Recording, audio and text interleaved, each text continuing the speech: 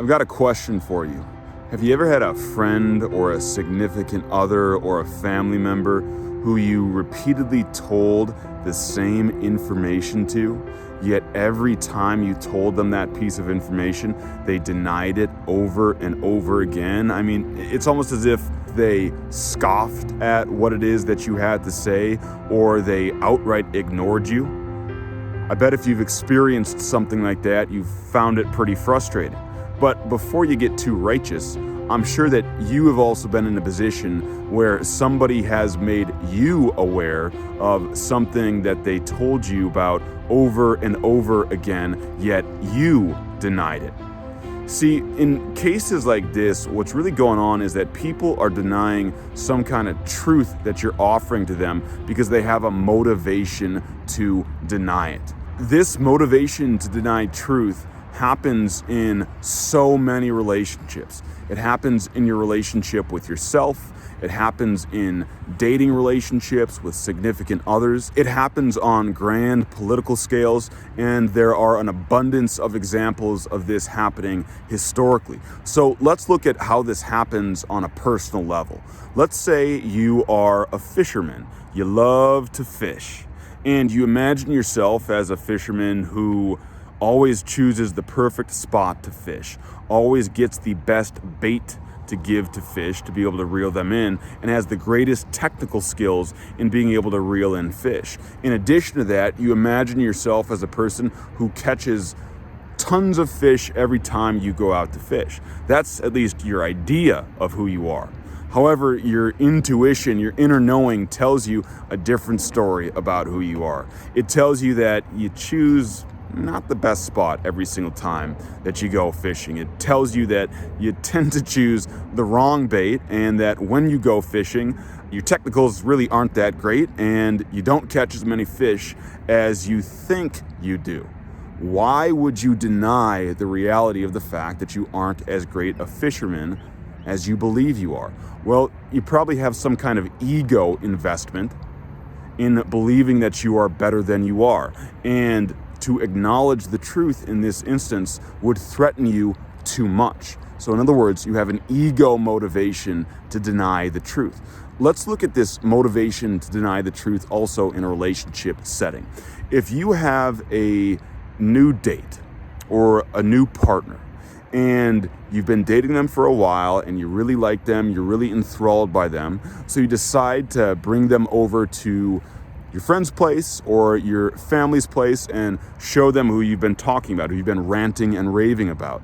Well, if you bring them over and at the end of their time with you and your significant other, they show that they're not as enthused by your significant other as you are, you can just tell it in their nonverbals, and they start to make you aware of all these flaws that your partner has, you're going to be likely to think that they don't want to see you happy, or that they're trying to sabotage your love life, and you're most likely going to get angry and resist what it is that they have to say. But if every single one of your family members or every single one of your friends lets you know that something about your partner isn't right, and maybe they let you know that there are a lot of things that are wrong with your partner, and they're good people, they're generally trustworthy, you probably have a motivation to deny the truth. Now, why would that be the case? Well, maybe you really want a relationship. Maybe you really want love. Maybe you really want companionship. Maybe you want somebody who can meet a variety of your needs. So because of this, you're going to have a motivation to deny them making you aware of unpleasant truths. This motivation to deny unpleasant truths also extends to the realm of politics. Every 4 years in the United States, there is an election for the President of the United States. And every 4 years, you see very similar dynamics. You see people on the right and people on the left denying negative traits in their political candidate. You see them denying the character flaws of their political candidate. You see them denying errors that they've made in past political decisions. And as they deny these aspects of their favorite political candidate, they also tend to idealize their political candidate, seeing them as nothing but good and demonizing their political candidate's opponent. Well, if you look back upon any political candidate that you've ever supported, you can, with a reasonable eye, acknowledge some of the limitations that they've had. So why would you deny these limitations, these character flaws, histories that reflect maybe poor decision making in your political candidate? Well, you probably have a motivation to deny these truths because you, for identity-based reasons, want a particular political candidate to get elected. In addition to that, you might have some self-interest, some economic interest, or some political interest in a particular candidate being elected. So if you acknowledge your political candidate's flaws, that might put you in a position where you think that your self-interest and your identity interest is threatened. So you just don't acknowledge them. Historically, we can also see examples of entire nations denying unpleasant truths. Right now in social affairs in the United States, there's a lot of discussion about racism. There's been a huge movement with the Black Lives Matter movement to talk about problems with racism.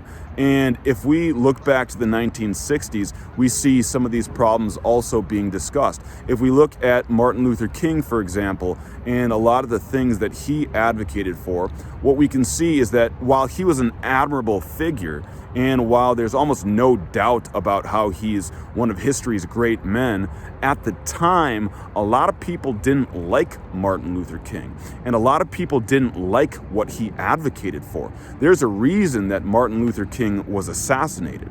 The fact of the matter is that when somebody speaks some unpleasant truth, the idea that people should be judged by the content of their character versus the color of their skin is undoubtedly a truth that nobody who has any measure of enlightenment today would deny. But in the past, people would deny something like this because it represents a threat. To some people, the idea that all people are equal, or the idea that racism exists in the first place, is a threat to people's identity, and also it can be a threat to people's political and economic interests. And as a result, truth like that would want to be denied in order to protect people's identities and their economic and political interests.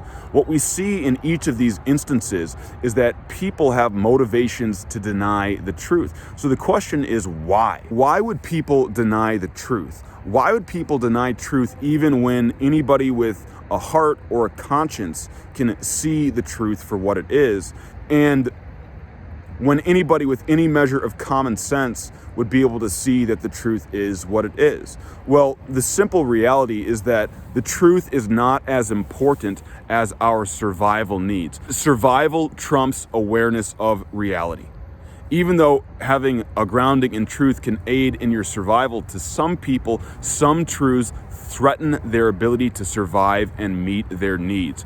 And those needs could be everything from satisfying your economic needs to satisfying your relationship needs. So because people don't want to have their needs threatened by some truths, they don't want to acknowledge truth.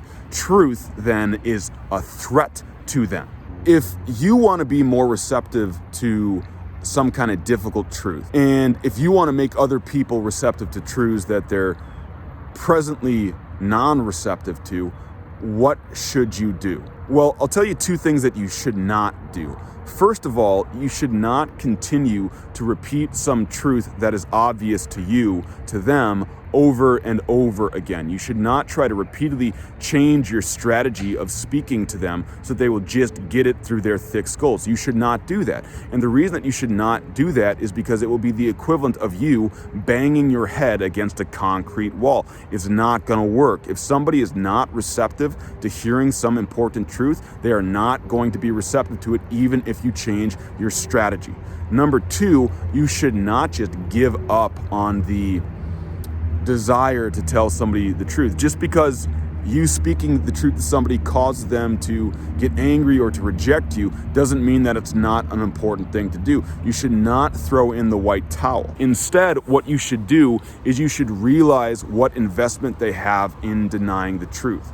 You should realize that until you help them meet their survival needs, meet whatever needs are important to them, they are not going to be receptive to a truth that threatens them meeting their needs. If you want to make somebody aware of some unpleasant truth, you have to let them know that their needs are not threatened by being aware of that truth. You have to find a way to speak truth to people while giving them faith that they can continue to live their lives in a way that will help them have safety, meet their needs, and thrive as human beings. So you need to do more work than simply being aware of the truth. You need to do the work of helping people receive it by helping them understand that their lives can coexist with safety, security, and well-being while also receiving the truth.